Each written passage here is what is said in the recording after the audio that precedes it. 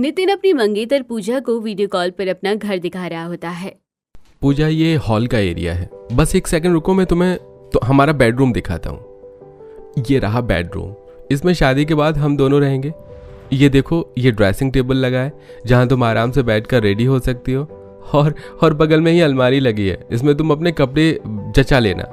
नितिन, बाकी चीजें तो ठीक है, लेकिन बेडरूम में बेड नहीं लगा क्या? पूजा, वो कमरे की शिफ्टिंग चेंज की है ना, इसलिए सब बिखरा सा है। रुको, मैं तुम्हें छत दिखाता हूँ। बात काट कर नितिन सीढ़ी चढ़कर छत पर आकर पूजा को छत दिखाने लग जाता है, जहाँ पूरी छत में लाइन से दोनों तरफ कई सारी खाट बिछी देख पूजा दंग रह जाती है। और ये रही हमारी बड़ी सी छत। इतने में पीछे से कमला फोन लेकर कॉल काट देती है। माँ, क्या है, तुमने काट क्यों दिया फोन? चुप कर, बिल्कुल। जब देखो खटमल के जैसे वीडियो कॉल पर चिपका पड़ा रहता है। पूरे छत में खटिया, चादर, बिस्तरा बिखरा है। बहू क्या सोचेगी? छी छी छी, ये फोन इधर ला और सारी खाट उठा के खड़ी कर दे। थोड़ी देर में छत पर हलवाई लगेंगे खाना बनाने को। कुड़कुड़ाती हुई कमला सीढ़ियों से नीचे उतर जाती है। वहीं दूसरी तरफ पूजा अपनी माँ शांति से, माँ तुमने देखा, नितिन जब मुझे कमरा दिखा रहा था तो वो वहाँ पर बेड भी नहीं लगा था और छत पर इतनी सारी खटिया बिछी पड़ी थी, जैसे कि बाजार खोल रखा हो। मुझे तो दाल में कुछ काला लग रहा है। इसलिए कहती हूँ ये नाटक सीरियल थोड़ा कम देखा कर, जब देखो दिमाग में खिचड़ी पकाने लगती है। अरे शादी के घर में कितने रिश्तेदार जमा होते हैं, हौज पौज में थोड़ी ना सुलाएंगे, इसलिए छत पर बिस्तर डाल दिया होगा। ऐसा बोलकर शांति बात को खत्म कर देती है। अगले दिन धूमधाम से पूजा नितिन की शादी होती है। तभी एक बार फिर बारिश का मौसम बन जाता है और बूंदाबांदी चालू हो जाती है। बारिश देख पूजा बहुत खुश हो जाती है। वाओ यार, क्या मस्त वाली बारिश हो रही है। मौसम भी बर्फ जितना चिल्ड हो गया है। अच्छा किया जो मैंने अपनी शादी मानसून में रखवाई, वरना मम्मी तो मई जून में फिक्स कर रही थी। पता चलता गर्मी से पॉपकॉर्न की जैसे भुन जाती।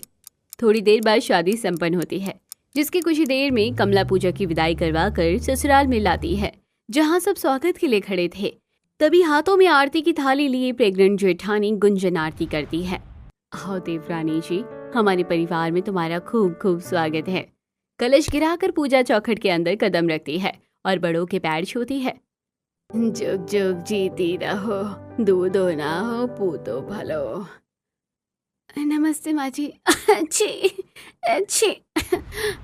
बहू, लगता है सर्दी लग गई है, जल्दी जाकर कपड़े चेंज कर ले, मैं चाय बनाकर भिजवाती हूँ। कोमल जाके भाभी को कमरा दिखा दे और तू छाया जाकर एक कप चाय बना दे। ठीक है। पूजा नंद के पीछे पीछे कमरे में जाती है। भाभी, ये रहा आपका कमरा, आप आराम कीजिए, किसी चीज की भी कोई जरूरत लगे तो आवाज दे देना। कमरे में बेड ना लगा देखकर पूजा को असहज लगता है। ये क्या माजरा है? कमरे में बाकी की जरूरत की सारे सामान है, लेकिन आराम करने के लिए मेन बेड नहीं है। कहीं गलती से कोमल ने मुझको गेस्ट रूम में तो नहीं छोड़ दिया? पलंग ना होने के चलते बहू खुद से ख्याली पुलाव पका रही होती है। हल्की बारिश जारी थी। पूजा शादी का जोड़ा बदल कर नितिन के आने का वेट करती है। ये नितिन तो दही के जैसे अपनी फैमिली वालों में ही जम गया है। 2 घंटे हो गए वेट करते करते। हाँ, मुझे तो सॉलिड वाली नींद आ रही है। थक कर चूर बेचारी बहू जमीन पर बैठे बैठे उबासी ले रही होती है। तभी एक ननद 2-4 तकिए लेकर दूसरी चादर पकड़े बुलाने आती है। छाया, कोमल, तुम ये पिलो बेडशीट लेकर क्यों भटक रही हो? और तुम्हारे भैया कहाँ हैं? पूजा भाभी, नितिन भैया तो कब का छत पर कराटे मारकर सो गए। बाकी के लोग भी छत पर जा चुके हैं, आपको बुलाने आए हैं।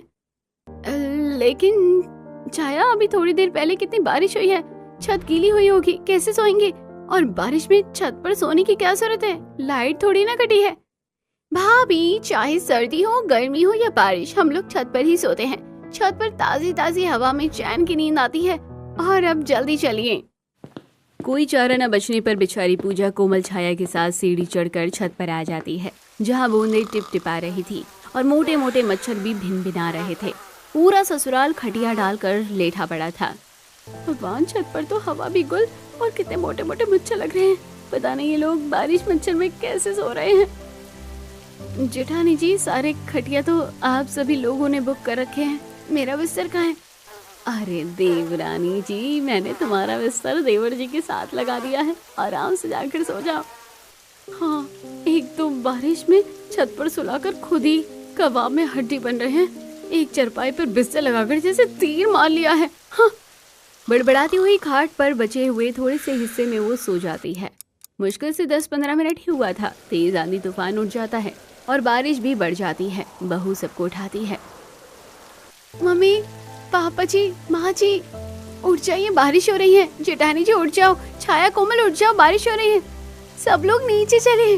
भगवान, ऐसा लग रहा है सबके सब कोमा में चले गए। तभी कच्ची नींद में सो रही दादी शीला की आंख खुल जाती है। अरे क्या हो गया पोता हुआ बहू, क्यों सबकी नींद तोड़ रही है? कितनी बढ़िया बारिश है। ये बोलकर दादी साहब चादर ओढ़कर दोबारा सो जाती है। वही बहू खटिया के नीचे चादर ओढ़कर बैठ जाती है। अगली सुबह, अरे नहीं बहू, तू खटिया के अंदर डेरा जमा कर करके क्यों बैठी है? माँ जी, चादर उड़ाकर खटिया के नीचे चली गई थी, वही निकाल रही थी। अच्छा ठीक है बहू, सारी खटिया समेट के नीचे आ जाना, तेरी चूल्हा चढ़ाई भी है। जी मम्मी जी। खुंदक खाते हुए बहू सारी खटिया एक जगह करके सीढ़ियों से नीचे आ जाती है और नहा धोकर पहली रसोई पकाती है। पूजा भाभी, खाना बन गया क्या? जल्दी से ले आओ प्लीज। बस 10 मिनट में लाई मोहित। देवर जी, पूरी लगानी है, सब्जी हलवा बन गया, पूरी छाना है, मन कर रहा है सब छोड़ छोड़ के सो जाऊं। जबकि ये आने के चलते पूजा पानी से मुंह धोकर फिर पूरी बनाती है और सबको परोस के खिलाती है, जहाँ पूरी देखकर ससुर पिनकते हैं। अरे बहू, तूने कैसी पूरी बनाई है, बिल्कुल नरम नहीं है, दाल चावल पर पापड़ में चलेगा। नहीं बहू, तूने आटे को अच्छे से गूथा मर्दा नहीं था, पूरी रबड़ के जैसे खिंच रही है खाने में। हलवे और सब्जी में भी इतनी नमक चीनी झोंक रखी है कि खाकर बंदे का शुगर बीपी दोनों ही हाई हो जाएगा। खाने में गड़बड़ी के चलते ससुराल वाले गुस्से में उसे सुना देते हैं। तभी जेठानी बात संभालते हुए, आप सब लोग गुस्सा मत कीजिए, देवरानी जी का रसोई में नया हाथ पड़ा है ना, धीरे धीरे जम जाएगा। देखते देखते रात का टाइम हो जाता है और इस बार पूजा बिना किसी भूल चूक के सबको स्वादिष्ट खाना बनाकर खिलाती है। क्या बात है बहू, सुबह की डांट से ही रात के खाने में सुधार आ गया।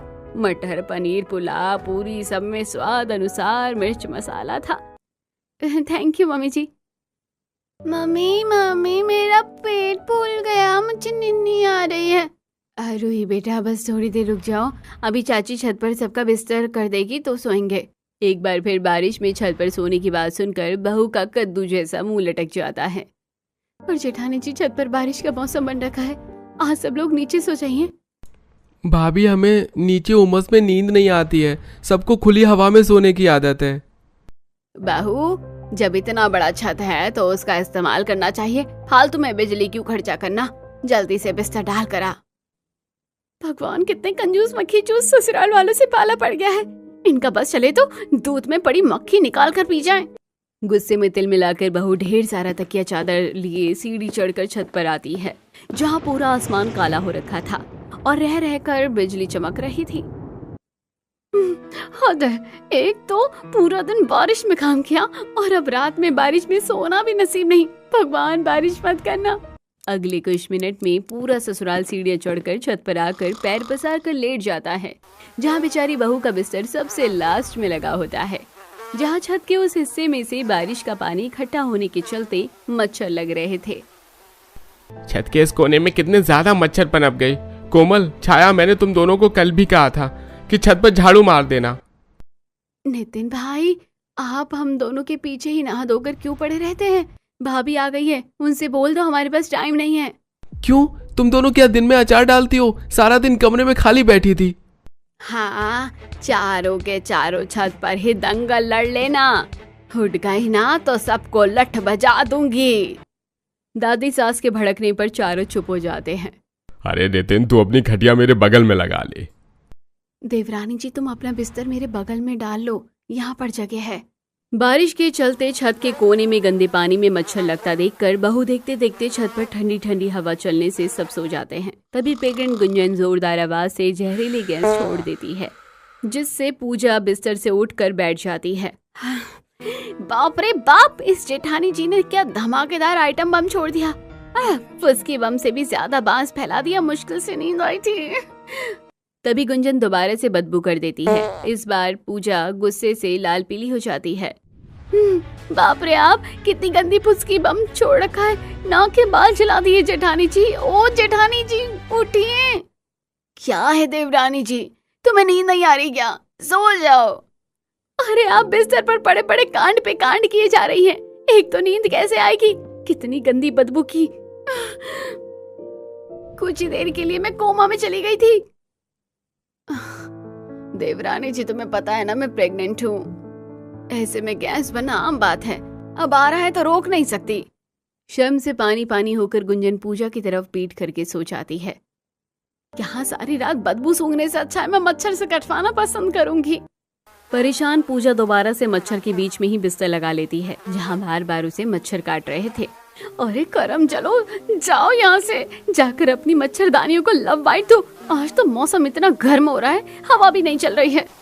तभी बहुत तेज की आंधी तूफान चलने लगता है और बारिश भी होने लगती है। हे भगवान, अभी मच्छरों ने काटना बंद किया तो बारिश हो गई। इसे कहते हैं आसमान से टपके खजूर पलट के। चिड़चिड़ करते हुए बेचारी बहू चादर ओढ़कर सो जाती है, जिसे बारिश में भीगने के चलते अगले दिन उसको खांसी जुकाम लग जाता है। पूजा भाभी, अरे चाय बना रही है या बीरबल की खिचड़ी? कितना टाइम लगा दिया आज तो। अच्छी अच्छी, बस ला रही हूँ। चाय उबलने वाली है। मन तो कर रहा है इस ननद के मुंह में खोलती चाय छान दूं। सर्दी जुकाम से सुन करती हुई पूजा सबको चाय बनाकर पिलाती है। तभी दादी सास पकोड़े की फरमाइश करते हुए, अरे पोता बहू, इतना बढ़िया बारिश का मौसम हो रहा है, ये सूखी सूखी चाय पिला रही है, थोड़े पकोड़े बना ले। सर्दी जुकाम से मेरी नाक लाल हो पड़ी है और इनको पकोड़े ठूसने की है। दादी जी, मैंने सबके लिए ब्रेड बटर बना रखा है, खा लीजिए, पकोड़े बाद में बना लूंगी। दर्द से सर फट रहा है, रात में बारिश में भीग गई। भाभी, आप तो ऐसे कर रही हो जैसे पता नहीं घंटे तक पानी में छपाक छपाक किया हो। अरे पोता बहू, हम कौन सा तुमको तीर मारने को ले बोल रहे हैं, थोड़े पकोड़े तो छानने हैं। भगवान, चल पूजा, चढ़ जा चूल्हे पर, नहीं तो ये ससुराल वाले बाल की खाल निकालते रहेंगे। आग बबूला होकर बहू बावर्ची खाने में आकर पकोड़े बनाती है और सबको परोस कर खिलाती है। आप में से किसी को और पकोड़े चाहिए क्या? पापा जी, आपको? अरे बहू, मेरा तो हाउसफुल पेट भर गया पकौड़ी। मम्मी जी, मोहित जी, देवर जी, आप में से किसी को पकौड़ियाँ चाहिए? नहीं भाभी, मैंने भी काफी पकौड़े खा लिए। चलो अच्छा है, सबका पेट भर गया। घंटे भर की रसोई से अब छुट्टी हुई, 1-2 घंटा सो लूंगी। थकी बहू अभी आराम करने के लिए सोच ही रही थी कि तभी शीला छत पर से आवाज मारती है, अरे पोता बहू, सबने खा पी लिया हो तो झाड़ू लेकर ऊपर आ जा, छत पर झाड़ू मारना है, बारिश का पानी जमा हो रखा है। आई दादी जी। भगवान, क्या मुसीबत है, नाक में दम करके रखा हुआ है। सड़ी हुई शक्ल बनाकर पूजा झाड़ू लेकर छत पर जाती है, जहाँ कोने में बारिश के पानी से कई जाम हो चुके थे। पता नहीं ये पानी पास क्यों नहीं हो रहा, लगता है कुछ फंस गया होगा। रुक, मैं देखती हूँ, तो झाड़ू मार। शीला जैसे ही आगे बढ़ती है तो काई से धड़ाम गिरती है। हाय दैया, लगता है कमर टूट गई। ओहो, अरे नाश पिटी, खड़ी खड़ी देख क्या रही है, उठा। जी दादी जी। इतने में बाकी लोग भी छत पर इकट्ठा हो जाते हैं और शीला को सीढ़ी से संभाल कर उतार कर नीचे ले जाते हैं। वहीं छत में झाड़ू लगाते हुए बहू के मन में लड्डू फूट रहे थे। जो भी हुआ अच्छा हुआ, कम से कम इसी बहाने मेरे ससुराल वाले आज से बारिश में छत पर सोना तो छोड़ेंगे। जैसे ही रात होती है सब तकिया बिस्तर लेके ऊपर चल देते हैं, जिस पर पूछा, आप सब फिर से छत पर बारिश में सोने जा रहे हैं? दादी माँ आज गिर गई, उनकी पैर में प्लास्टर लगा है, दादी माँ के पास रुक जाती हूँ। तभी कमरे के अंदर से शीला प्लास्टर लगे हुए पैर में से बाहर आती है। बहू, मुझको नीचे धमस और चिप में नहीं सोया जाएगा, तू भी चल ऊपर। दादी जी, आपके पैर पर प्लास्टर चढ़ा है, आपका सीढ़ी चढ़ना ठीक नहीं। और जेठानी जी, आप तो प्रेग्नेंट है, बारिश में भीगकर सोना आपके और आपके बच्चे के लिए जोखिम भरा है। बारिश का मौसम है, डेंगू मलेरिया के मच्छर लग रहे हैं और रूही को तो बुखार भी आ रखा है। मम्मी, आज मुझको छत पर नहीं सोना, मुझको ठंडी लग रही है। रूही, छत पर बर्फ जितनी चिल्ड हवा चल रही है और तुम्हें तो ठंडी ठंडी हवा में छत पर सोना काफी पसंद है, तो चलो ना, मैं तुम्हें चादर उड़ा दूंगी। भगवान, सबको बारिश में छत पर सोने का भूत सवार हो गया। बच्ची की तबीयत खराब है, फिर भी छत पर सुलाने के लिए मक्खन लगा रही है। मुझे क्या पड़ी है, अपनी जिद के आगे कोई भी पूजा की एक नहीं सुनता। सब तकिया बिस्तर लेके बारिश में छत पर सोने चले जाते हैं। न चाहते हुए भी पूजा को ये सब बारिश में ही सोना पड़ता है। ये देखते ही देखते रात में दोबारा से बारिश हो जाती है। अगली सुबह रूही का बुखार तेज हो जाता है, जिसे उसको उल्टियां लग जाती है। रूही बेटी, तुझे क्या हो गया? माजी देखिए ना, रूही ने सुबह से 2-3 उल्टी कर दी। गुंजन बहू, ऐसे घबरा मत, बदलते मौसम में कभी कभी बुखार होना आम बात है। रूही के बुखार को साधारण लेता देख पूजा भड़कते हुए कमला से बोलती है, आप सब लोग पता नहीं किस खेत की मूली है। रूही को पिछले 2 दिन से बुखार लग रखा है, ऊपर से बारिश का मौसम है। मेरे हिसाब से एक बार ब्लड टेस्ट करवा लेते हैं, कहीं डेंगू मलेरिया के लक्षण ना हो। माँ, पूजा बिल्कुल ठीक कह रही है। आजकल बारिश के मौसम में डेंगू मलेरिया के बहुत केस आ रहे हैं, टेस्ट करवा लेते हैं। खराब तबीयत को देखकर पूरा ससुराल रूही का ब्लड टेस्ट करवाता है, जिसमें मलेरिया निकलता है। आप लोग के फैमिली में इतने जने हैं, फिर भी बच्चे की देखभाल नहीं करते। पिछले 1-2 हफ्ते से बच्ची को डेंगू हो रखा है, प्लेटलेट्स भी कम है। ध्यान रखिएगा और बारिश से बचाव खास तौर पे रखिएगा। आजकल डेंगू मलेरिया तेजी से फैल रहा है। डॉक्टर दवाई देकर चला जाता है। कुछ देर बाद मोहित बाजार से कई सारे मॉर्टिन के डिब्बे खरीद कर ले आता है। भाभी लीजिए, आज से छत पर बिस्तर लगाना तो सबके बिस्तर के नीचे मॉर्टिन जलाकर रख देना। मोहित की बात सुनकर पूजा गुस्से से फूट पड़ती है।